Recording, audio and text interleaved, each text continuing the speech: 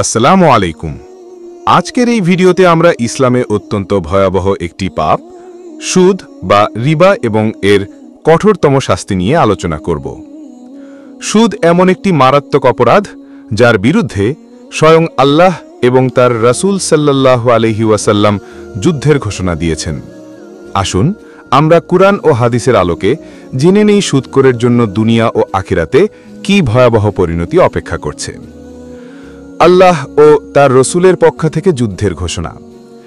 ইসলামী সুদকে এতটাই গুরুতর পাপ হিসেবে গণ্য করা হয়েছে যে অন্য কোনো পাপের ক্ষেত্রে এত কঠোর হুঁশিয়ারি উচ্চারণ করা হয়নি।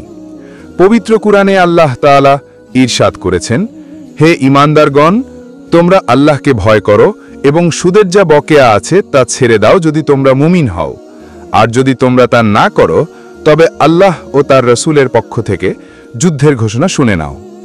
একবার চিন্তা করে দেখুন, এমন কে আছে যে মহান আল্লাহ এবং তার প্রিয় রসুল সাল্লাল্লাহু আলাইহি ওয়াসাল্লামের বিরুদ্ধে যুদ্ধ করে জয়ী হতে পারে?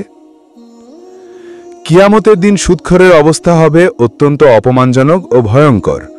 আল্লাহ তাআলা বলেন, যারা সুদ খায় তারা কবর থেকে সেই ব্যক্তির মতো উঠবে যাকে শয়তান স্পর্শ করে পাগল করে দেয়। এটা এই কারণে যে তারা বলে বেচা কেনা তো সুদের মতোই, অথচ আল্লাহ ব্যবসাকে হালাল করেছেন এবং সুদকে হারাম করেছেন। সূরা বাকারার 275 নম্বর আয়াত। এর মানে হল হাসরের ময়দানে সুদখোররা এমনভাবে উঠবে যেন তারা ভারসাম্যহীন, উন্মাদ ও মাতাল। জাহান্নামে অবধারিত শাস্তি। যারা আল্লাহর এই সুস্পষ্ট নিষেধাজ্ঞার পরেও সুদি কারবার চালিয়ে যায় তাদের জন্য রয়েছে জাহান্নামের চিরস্থায়ী শাস্তি। পবিত্র কুরআনে বলা হয়েছে, আর যারা পুনরায় সুদ নেয় তারাই জাহান্নামে যাবে, তারা সেখানে চিরকাল অবস্থান করবে। সূরা বাকারার 275 নম্বর আয়াত। মিয়ারাজের রাতে দেখা ভয়ঙ্কর দৃশ্য।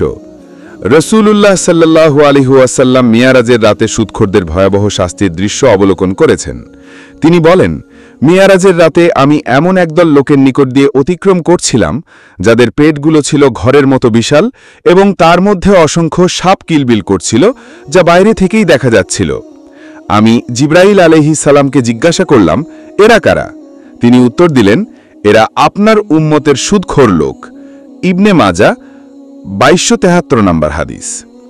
অন্য একটি বর্ণনায় এসেছে, রাসূল সাল্লাল্লাহু আলাইহি ওয়াসাল্লাম একটি রক্তের নদীর তীরে পৌঁছান। সেই নদীর মাঝে একটি লোক দাঁড়িয়েছিল এবং তীরে আরেকটি লোক পাথর নিয়ে দাঁড়িয়েছিল। নদীর লোকটি যখনই তীরে ওঠার চেষ্টা করছিল তখনই তীরের লোকটি তার মুখে পাথর ছুঁড়ে মারছিল এবং তাকে আগের জায়গায় ফিরিয়ে দিচ্ছিল। জিবরাইল আলাইহিস সালাম জানান, এই ব্যক্তি হল সুদখোর। মায়ের সাথে ব্যভিচারের চেয়েও জঘন্য পাপ। সুদের পাপ যে কতটা মারাত্মক তা বোঝানোর জন্য রাসূল একটি ভয়ঙ্কর উপমা দিয়েছেন। তিনি বলেছেন, সুদের 70টিরও বেশি স্তর রয়েছে, তার মধ্যে সর্বনিম্ন স্তরটি হল আপন মায়ের সাথে ব্যভিচারে লিপ্ত হওয়ার সমতুল্য। আরেকটি হাদিসে এসেছে, জেনে বুঝে 1 দিরহাম প্রায় 300 টাকা পরিমাণ সুদ খাওয়া 36 বার ব্যভিচার করার চেয়েও গুরুতর অপরাধ। সুদের সাথে জড়িত সকলেই অভিশপ্ত।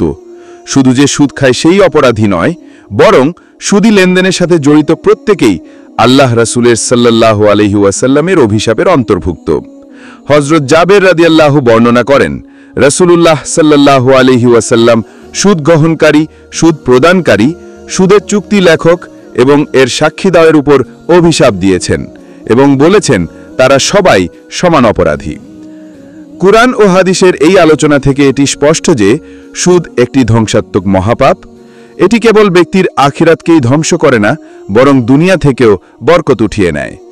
আল্লাহ তাআলা সুদকে নিশ্চিহ্ন করে দেন এবং দান সদকাকে বৃদ্ধি করেন। তাই আমাদের সকলের উচিত এই ভয়াবহ পাপ থেকে সম্পূর্ণরূপে বেঁচে থাকা এবং কেউ যদি এর সাথে জড়িত থাকে তবে অবিলম্বে তওবা করে আল্লাহর দিকে ফিরে আসা। আল্লাহ আমাদের সবাইকে সুদের মতো মারাত্মক হারাম কাজ থেকে বেঁচে থাকার তৌফিক দান করুন। আমিন।